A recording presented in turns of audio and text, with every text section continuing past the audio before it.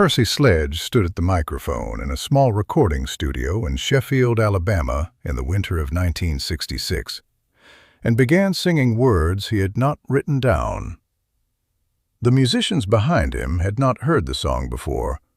They were following him bar by bar, finding the arrangement as it happened. The take they recorded that afternoon became "When a Man Loves a Woman."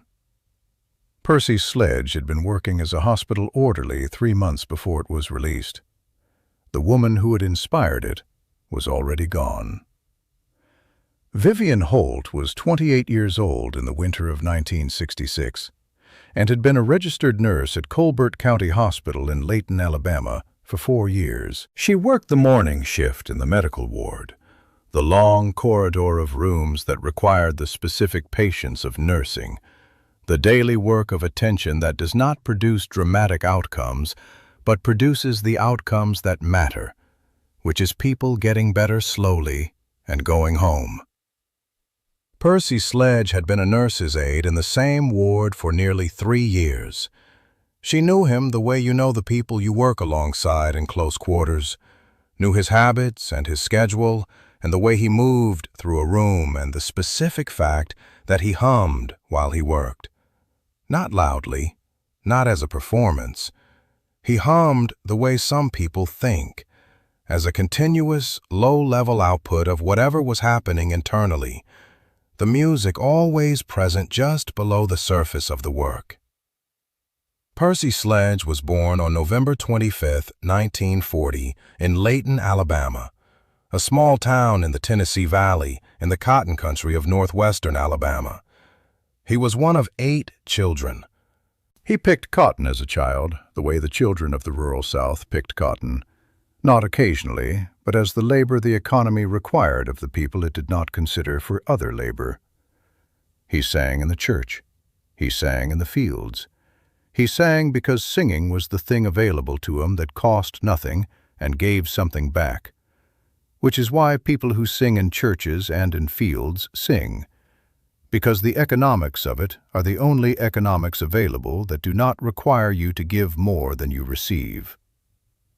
He attended school with the intermittency that farm work in rural Alabama in the 1940s and 1950s imposed on the schooling of black children, present when the season permitted, absent when the land required otherwise. He eventually found his way to Colbert County Hospital, where he worked as a nurse's aide.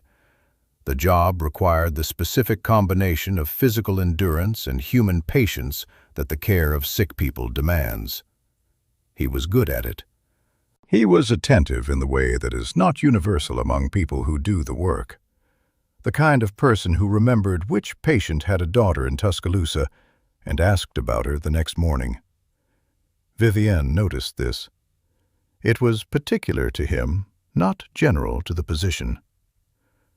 On weekends and in the evenings, he sang with a group called the Esquires Combo, a local band that played the small venues of the Alabama circuit, clubs, dances, the network of spaces where live music was performed for people who needed it and had the Friday night and the cover charge to receive it. He had been doing this for several years. He was not famous. He was known, which in the small rooms of the Tennessee Valley was its own economy of recognition. People who heard him in those rooms understood that the voice was real.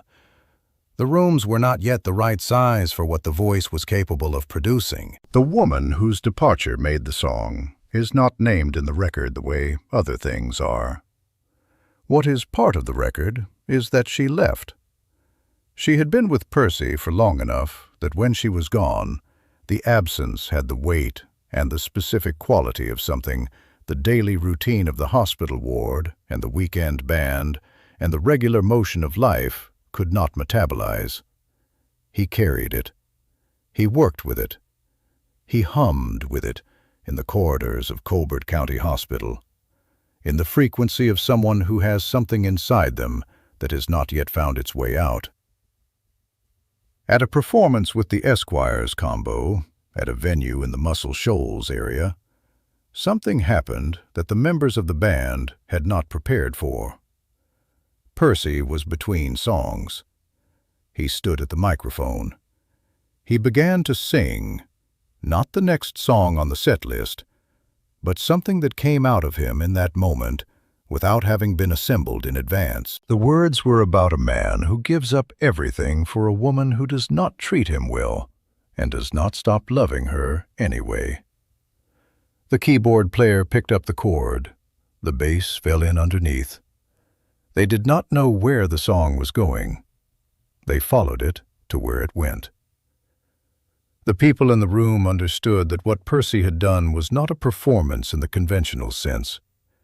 Someone told Quinn Ivy, a producer and radio man in Sheffield who had built a small recording studio called Norala Sound, and who had the specific instinct of a person who understands the difference between a voice that has been developed and a voice that is saying something true. Ivy listened to the description. He brought Percy to the studio. Dorothy Hines was 22 years old and had been managing the schedule at Norala Sound since the studio opened. She was in the reception area the afternoon Percy Sledge recorded, able to hear the music through the thin wall between the reception and the tracking room. She had heard many sessions from that position, had become accustomed to the sound of music being assembled and disassembled and reassembled until it was what it needed to be. She knew what a session in progress sounded like. What she heard when Percy began was different from that. The vocals started, over the keyboard and the bass and the rhythm section assembling itself around him, and she stopped what she was doing. She stood at the wall and listened. She did not return to the desk. She stood there for the duration of the take, which was 3 minutes and 30 seconds, and then she stood in the silence after the take ended. Then she heard Quinn Ivy say through the glass, "Run it back." The session did not take long. Percy sang it once the way it needed to be sung, and the room knew. There were additional takes. There are always additional takes because certainty requires the verification of playing it again, but the first complete take was the one. The performance on the record is a man reporting what it costs to love someone who does not love you back, and doing it without self-pity and without ornamentation, the way truth sounds when it has been carried long enough that the carrying itself is audible in the voice. Vivienne heard When a Man Loves a Woman for the first time on a Tuesday morning in April of 1966. She was driving to work, the same route she had driven to Colbert County Hospital for 4 years, through the particular landscape of the Tennessee Valley in early spring. The song came on the radio. She knew the voice before she had fully registered what she was hearing. She pulled over. She sat on the side of the road. She had known Percy Sledge for 3 years. She had worked the same corridor. She had heard him hum. She had watched him move through the rooms of the ward with the specific gentleness of a person who understood that sick people were also scared people, and that what they needed, sometimes, was simply someone paying full attention. She had heard his voice at the bottom of conversations, at the register where humming lives. But she had not heard it at full capacity, had not heard what it could do when it was not constrained by the available volume of a hospital corridor and the professional quietness of medical work. What she heard on the radio was what the humming had been building toward, the voice at its full size, the thing that had been present in the corridors of the ward, just below the surface of the daily work, finding the shape it had needed all along. She arrived at the hospital 20 minutes late. She went directly to the nurses' station and told the other nurses.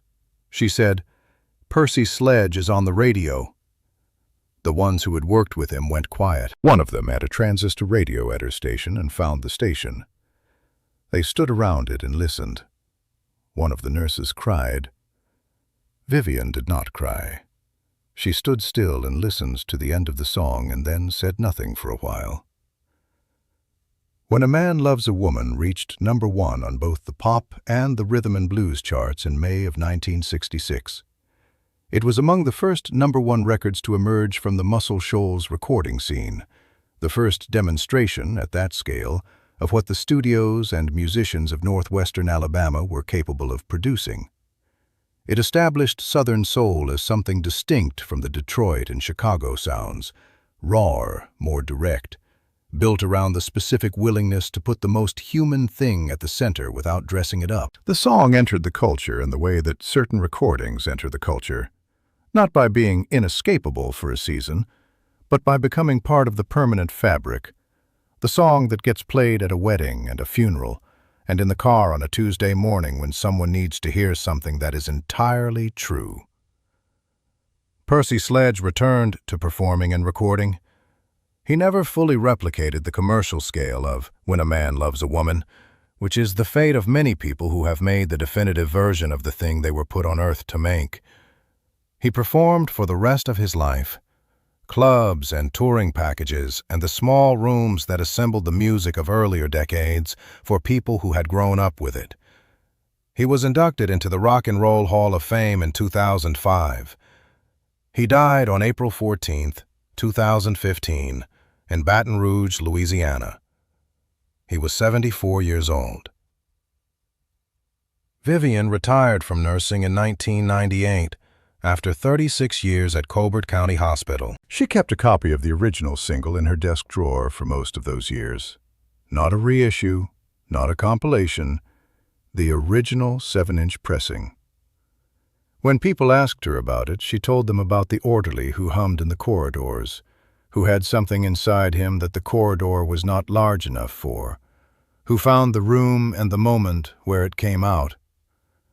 She said, "I heard something in him before the record. Not what it was going to become, I had no way of knowing that. Only that there was something in him that the work he was doing was not quite large enough for. Some people carry more than the available space allows. Sometimes they find the space. Sometimes they don't. Percy found it. Not the record. The humming in the corridor that the record was made of." Subscribe to Untold Soul Legends. Every week we find the moments behind the music that changed everything. The comments section is open. Tell us which soul legend story you want to hear next. If this one stayed with you, share it with someone who needed to hear it today.